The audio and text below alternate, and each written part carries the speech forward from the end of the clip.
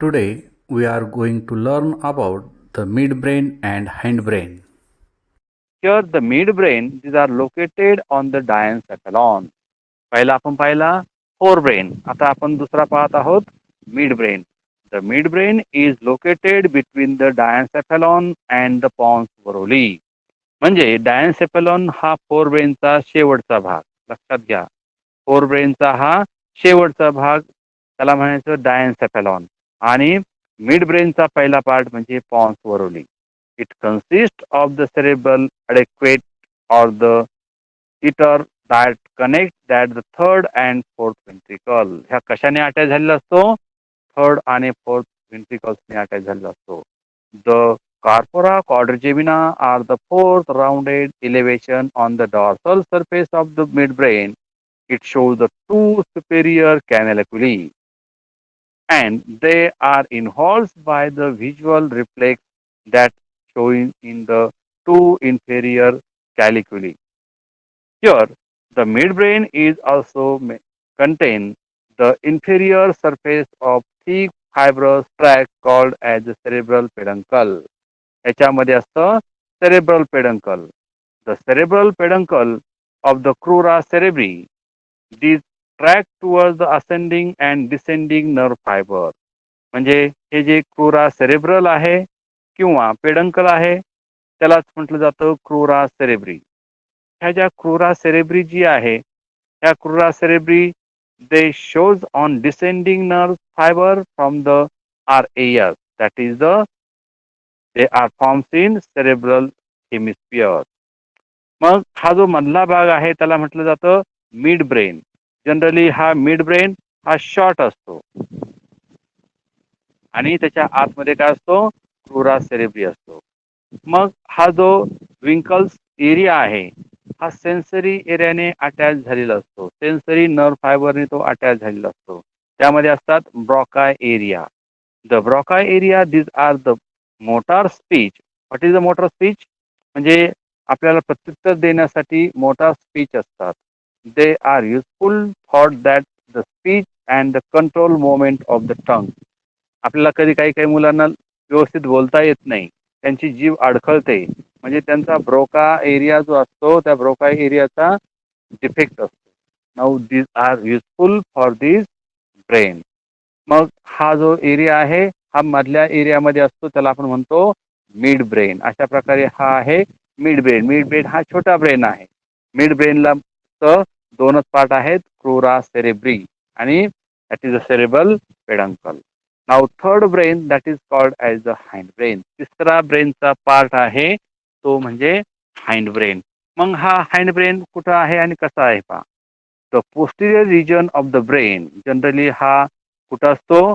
Posterior रिजनला असतो. Posterior म्हणजे पाठीमागचा ब्रेनचा पाठीमागचा जो भाग आहे त्याला म्हणायचं hind brain. Hind brain is the posterior region of the brain. It is called as the hind brain. It consist of pons varolii, cerebellum and medulla oblongata. Hind ब्रेनच्या जनरली 3 पार्ट्स पडतात. पहा आपण सुरुवातीला पाहिलं सेंट्रल नर्वस सिस्टीमचे 2 part, brain आणि spinal cord. बरोबर. त्यामध्ये आपण ब्रेनचा पार्ट पाहिला. 3 पार्ट ब्रेनचे, फोर ब्रेन, मिड ब्रेन आणि हाइंड ब्रेन. त्यामधला हा हाइंड ब्रेन. परत ह्या हाइंड ब्रेनचे किती पार्ट आहेत? द पॉन्स वरोली, सेरेबेलम आणि मेडुला ऑब्लांगेटा असे 3 पार्ट्स आहेत. बरोबर. आता सुरुवातीला द पॉन्स वरोली पहिला पाहूया. वरच्या बाजूला जो असतो pons varolii. Pons varolii there appears as a rounded bulb on the outer side from the brain. वरच्या बाजूला जे गोल गोल दिसतात मोठे त्याला म्हणायचं pons varolii. The brain stem consist of mid brain. त्याला खालच्या बाजूला एक स्टेम असतं. स्टेम म्हणजे काय? एक पाठीमागच्या बाजूला एक स्टेम सारखा. स्टेम म्हणजे आपण त्याला काय म्हणतो? जे झाडाला एक स्टेम म्हणजे फांदी असते तसं याला एक स्टेम असतं. Here they shows it consist of the cross band nerve fiber they connected by the cerebrum. आता पहा सेरेबेलम वेगळं आणि सेरेब्रम वेगळं. सेरेब्रम हा फोर ब्रेन मध्ये येतो आणि सेरेबेलम हा हाइंड ब्रेन मध्ये येतो. लक्षात घ्या. हाइंड ब्रेन हिंड नाही म्हणायचे याला. HIND, हिंड म्हणतात काही मुलं. हिंड नाही, काय आहे? Hind brain. हाइंड म्हणजे पाठीमागचा. जो छोटा म्हणतो आपण, छोटा मेंदू, पाठीमागे जो छोटा मेंदू असतो त्याला हाइंड ब्रेन म्हणतात. बरेचसे म्हणतात की पाठीमागच्या छोट्या मेंदूला मारू नये. का मारू नये? तर ह्या हँड ब्रेनला कोणकोणत्या नर्व्ह अटॅच असतात आणि त्याचं फंक्शन काय आहे हे पाहणार आहोत आपण. Now here they shows the cerebellum and the मिडला oblongata. सगळ्यात शेवटचा पार्ट जो असतो, आता उदाहरणार्थ मी डायग्राम काढतो पहा. मग ही जी डायग्राम आहे, हा पहिला फोर ब्रेन, हा मिड ब्रेन आणि हा हँड ब्रेन. तर हा तिसरा हँड ब्रेन. हा जो हँड ब्रेन आहे हा तिसरा. मग हँड ब्रेन मध्ये सगळ्यात खालचा जो हा शेवटची जी स्टिक आहे त्याला स्टेम म्हणतो आपण. त्याला म्हणायचं मिडला ऑब्लॉंगेटा. इथं याच्या बाजूला काय असतात? मिडला ऑब्लॉंगेटा असतो. मग ह्या ज्या मिडला ऑब्लॉंगेटा आहे, it consist of two lateral hemisphere. It consist of the vermis and they are attached by the other part. तर पहा, here they may forms the grey matter. सगळ्यात वरच्या बाजूला असतो grey matter and the cortex. They shows by the tree like pattern called as the arbor vitae. तिथं असा झाडाच्या आकाराचा पार्ट आहे, त्याला म्हटलं जातं arbor vitae. Arbor vitae, these are the surface of the cerebellum. आता इथं हे आहे सेरेबेलम, लक्षात घ्या. सेरेबेलम मी अंडरलाईन केली सेरेबेलमला. म्हणजे हँड ब्रेन मध्ये महत्वाचा भाग आहे cerebellum. Cerebellum, these are the convolutions of the gyri and the sulci. Generally cerebellum काय करतं? गायरी आणि सल्साय तयार करतं. मग गायरी आणि सल्साय म्हणजे काय?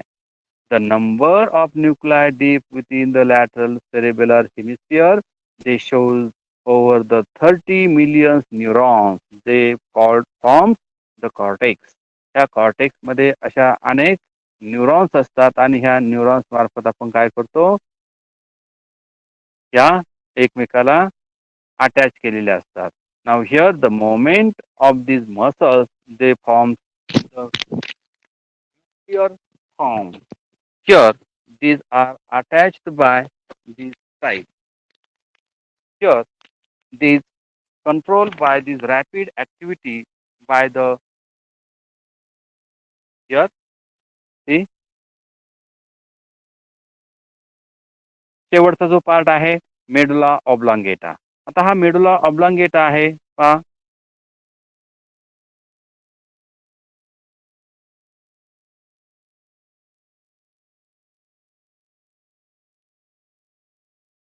ठीक आहे. परत शेअर करतो फाईल.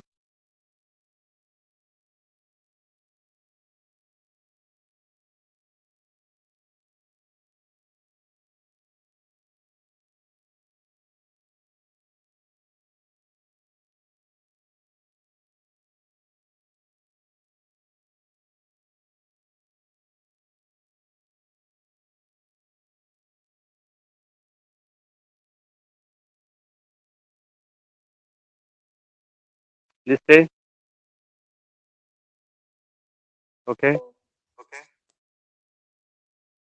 पहिल्यापासून परत मी ती फाईल शेअर चुकून त्याच्यावरती बोर्ड गेल्यामुळे ते दिसत नव्हतं.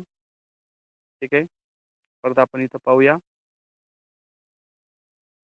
आपण इथं फोर ब्रेन, मिड ब्रेन आणि हँड ब्रेन पाहत होतो. तो आहे हँड ब्रेनचा part, that is the hind brain. शेवटचा जो पार्ट आहे त्याला आपण म्हणतो मेडुला ऑब्लांगेटा. महत्वाचा भाग आहे medulla oblongata. Medulla oblongata is the posterior part of the brain. It continue towards the spinal cord. आपण ज्या ब्रेन पासून खाली पाठीच्या कण्यापर्यंत जाणारा ज्या न्यूरॉन्स आहेत तो भाग म्हणजे स्पायनल कॉर्ड. आपण सुरुवातीला ब्रेनचा अभ्यास करत होतो. ब्रेन नंतर पुढचा जो पार्ट आहे स्पायनल कॉर्ड. मग ब्रेन पासून स्पायनल कॉर्डला ज्या नर्व पुरवणारा जो भाग आहे तो आहे मेडुला ऑब्लांगेटा. नाव हिअर दीज आर थ्री. तर इथं पहा, हा मेडुला ऑब्लांगेटा दाखवलेला आहे. Here they continuous towards the spinal cord. हा कुठं जातो? स्पायनल कॉर्ड पर्यंत जातो. It shows the inner grey matter. आतमध्ये याला ग्रे मॅटर असतात. And here inner matter that is the grey matter and outer is the white matter. आतमधून त्याला ग्रे मॅटर असतो, बाहेरून त्याला व्हाईट मॅटर असतो. Here they are the. त्याचं फंक्शन काय पहा मेडुला ऑब्लॉंगेटचं सगळ्यात महत्वाचं फंक्शन आहे. It shows the functions like the heartbeat, respiration, vasomotor activities, then the peristalsis. It controls the non-vital reflex activities, coughing, sneezing, vomiting, yawing and swallowing. अशा अनेक प्रकारच्या function हा मेडुला ऑब्लांगेटा करत असतो.